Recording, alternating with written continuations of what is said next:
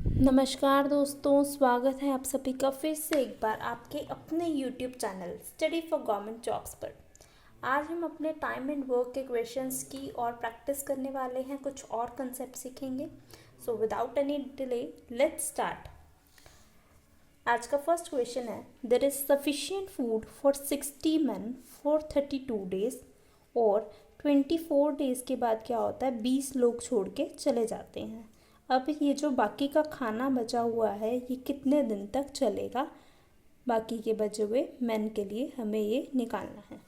ठीक है, तो देखो 60 मैन है, 32 डेज इनका खाना चलता है, लेकिन 24 दिन ऐसे ही चलता है। इट मीन्स 60 लोग ही हैं और 24 दिन ये खाना खाते हैं और 20 मैन उसके बाद छोड़ के चले जाते हैं। ठीक है, तो 32 में से 24 डेज एज इट इज़ चला, तो इनको हम कंसीडर नहीं करेंगे। हमें क्या कंसीडर करना है कि 60 लोग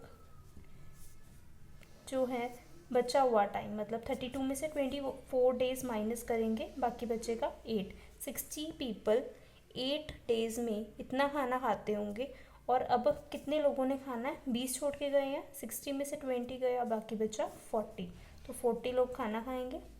ठीक है, तो जो आंसर आएगा डिवाइड करके वही हमारा फाइनल आंसर होगा। 8 5 40 एंड यहाँ से आ गया 12 डेज, मतलब अब 40 पीपल 12 डेज खाना खा सकते हैं। ठीक है, इसके बाद नेक्स्ट क्वेश्चन की तरफ चलते हैं। 3 men and 5 women can complete a work in 4 days. 6 women and 3 children together can complete the same work in 5 days. 2 men, 2 women and 2 children can complete the same work in 6 days. Find the time taken by 4 men and 2 children to complete the same work. देखिए इस तरह के questions को कैसे करते हैं। सबसे पहले men का हम लिखेंगे m और women का लिख लेंगे अब w, मतलब 3 men और 5 women अगर काम करें तो इनको लगते हैं 4 days। ऐसे ही 6 women प्लस 3 children इनको लगते हैं 5 days।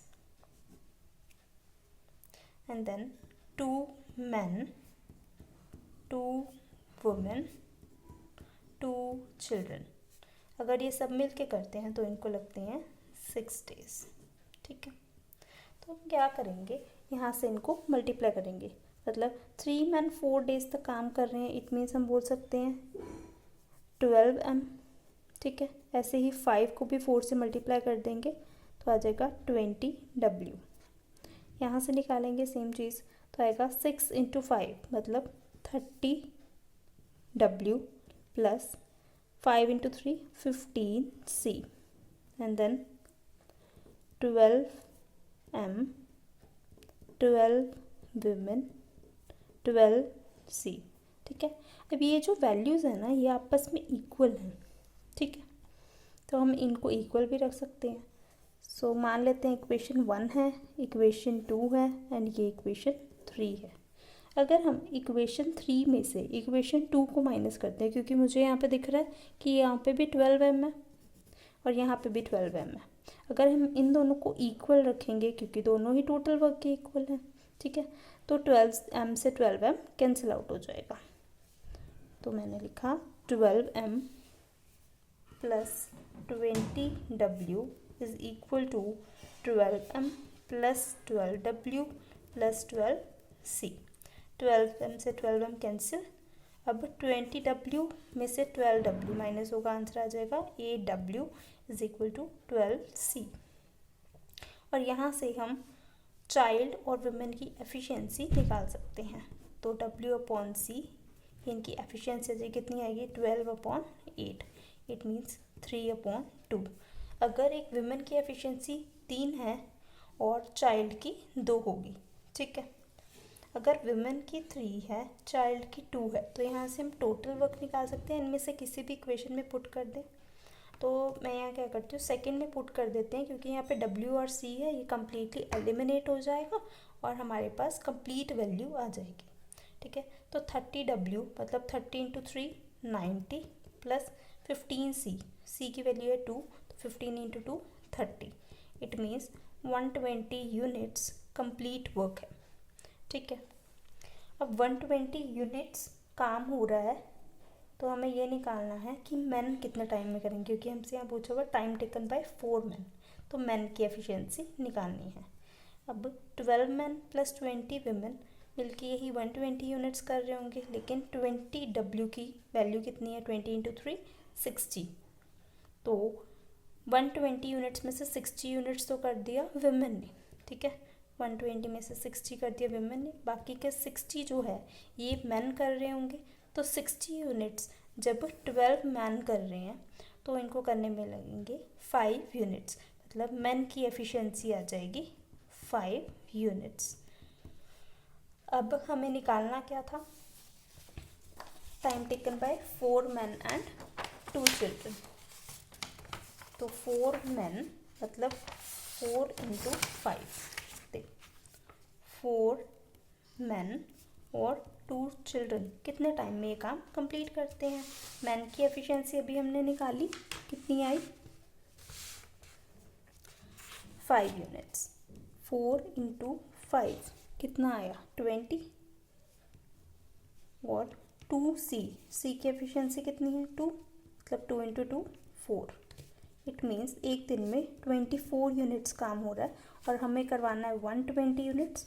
एक दिन में हो रहा है 24, इनको लगेंगे 5 डेज। ठीक है, तो हमारा आंसर हो जाएगा 5 days.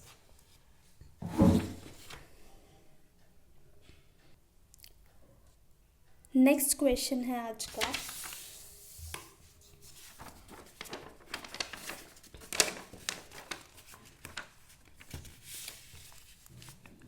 "40 people can complete a work in 25 days."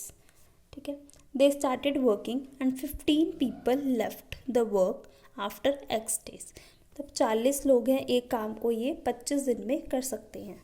ठीक है, तो टोटल काम अगर हमने निकालना हो, अगर हम ये मान लें कि एक पर्सन जो काम कर रहा है एक दिन में वो 1 यूनिट कर रहा है, तो 40 पीपल कितना काम करेंगे 40 यूनिट्स, और 25 डेज में कितना काम हो जाएगा 25 डेज में 40 पीपल कितना काम कर लेंगे 25 इंटू 40।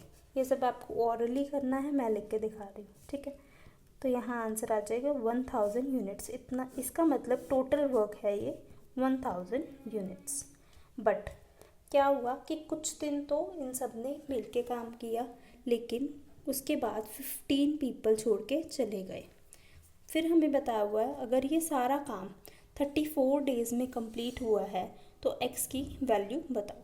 ठीक है, तो टोटल वर्क है 1000 यूनिट्स, और हमें ये पता है कि 40 पीपल टोटल थे, लेकिन उसमें से 15 छोड़ के गए हैं, तो बाकी के जो 25 पीपल होंगे, 25 लोग ऐसे हैं जिन्होंने स्टार्टिंग से लेके एंड तक का काम किया है।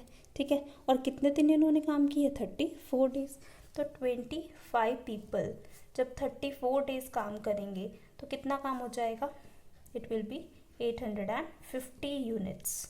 ठीक है, अब बाकी का बचा हुआ 150 यूनिट्स जो काम है ये किया होगा इन 15 लोगों ने, जो छोड़ के चले गए इनको हमने कंसीडर नहीं किया।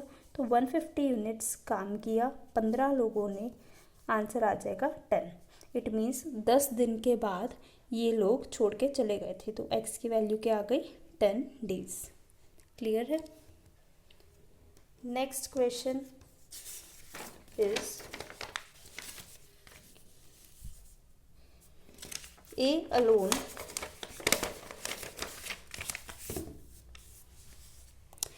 alone can complete a work in 40 days।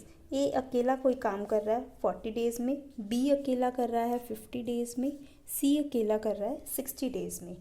और ये एक काम करने के लिए अंडरटेक करते हैं कॉन्ट्रैक्ट। D की हेल्प से अब ये काम 12 दिन में कंप्लीट हो जाता है, तो हमें निकालना है कि D को कितना अमाउंट रिसीव हुआ होगा। इसके लिए हमें एक कंसेप्ट सीखना पड़ेगा वेजेस का। ठीक है, वेजेस किसी पर्सन को कैसे दी जाती हैं, देखो वेजेस डिपेंड करती हैं किसी भी पर्सन के काम पे, ठीक है। वेजेस किस पे डिपेंड करती हैं? वर्क पे। अब वर्क पे मतलब जितना कोई पर्सन काम करेगा उतनी उसको वेजेस दिए जाने चाहिए ना, ठीक है।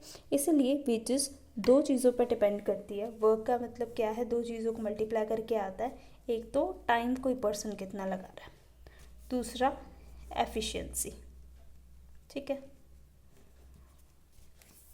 अगर हमें ये पता है कि टाइम कांस्टेंट है तो हम एफिशिएंसी के बेसिस पे वेजेस को बांट सकते हैं। अगर एफिशिएंसी कांस्टेंट है तो हम टाइम के बेसिस पे बांटेंगे। लेकिन अगर दोनों ही चीज़ें अलग अलग हैं तो हमें इन दोनों को मल्टीप्लाई करना होगा, फिर उसके बेसिस पे ही हम वेजेस को डिस्ट्रीब्यूट करेंगे। क्लियर है? अब देखो, ए अकेला कोई काम करता है 40 दिन में, बी अकेला काम करता है 50 दिन में, सी करता है 60 दिन में। उसके बाद हमें बताया कि डी की हेल्प से 12 दिन में कंप्लीट हो गया। It means A plus B plus C plus D अगर मिलके कर रहे हैं तो इनको लग रहे हैं 12 डेज। अब इनका एलसीएम देखेंगे कितना आ रहा है। 40 और 50 का एलसीएम आता है 200। उसके बाद 60 260 के टेबल पे नहीं आता तो हमारा एलसीएम आ जाएगा 600, ठीक है। 612 के टेबल पे भी आ जाता है तो 600 हमने मान लिया total work. And then efficiency कितनी आई? 40 को कितने टाइम्स मल्टीप्लाई करना होगा? 15 टाइम्स। 50 को 12 टाइम्स, 60 10 एंड देन 12 50, ठीक है। इट मीन्स ए अगर अकेला काम कर रहा है 15 यूनिट, बी कर रहा है 12, सी कर रहा है 10। इन सबको ऐड करेंगे तो ए बी सी की एफिशिएंसी आ जाएगी जो कि आएगी 37 यूनिट्स। और बाकी का 13 यूनिट्स काम हो रहा होगा। 50 में से 37 यूनिट्स माइनस करेंगे तो आ जाएगी डी की एफिशिएंसी। तो डी की एफिशिएंसी कितनी है? 13 यूनिट्स, ठीक है। अब इसकी वेजेस कितनी बननी चाहिए? देखो 12,500 वेजेस हैं और इनकी एफिशिएंसी, अब हमें यहाँ पे टाइम नहीं बताया हुआ किसने कितनी देर काम किया, तो जो इनकी एफिशिएंसी होगी उसी के रेशियो में वेजेस डिस्ट्रीब्यूट होगी। एफिशिएंसी का टोटल कितना? 50 और उसमें डी की एफिशिएंसी है 13 यूनिट्स, तो इसको कर देंगे हम 13 से मल्टीप्लाई। अब इसको कैंसिल आउट कर देते हैं, ये आएगा 2600 और 13 5 होता है 65, इट मीन्स 650। तो आंसर आ जाएगा 3250, ठीक है। तो 3250 रुपीज़ डी को रिसीव होने चाहिए थे, हमें यही निकालना था। ऐसे ही और चैप्टर्स को कंटिन्यू करने के लिए, अच्छे से समझने के लिए फॉलो करना एंड सब्सक्राइब करना ना भूलिएगा। Study for government jobs. Thank you.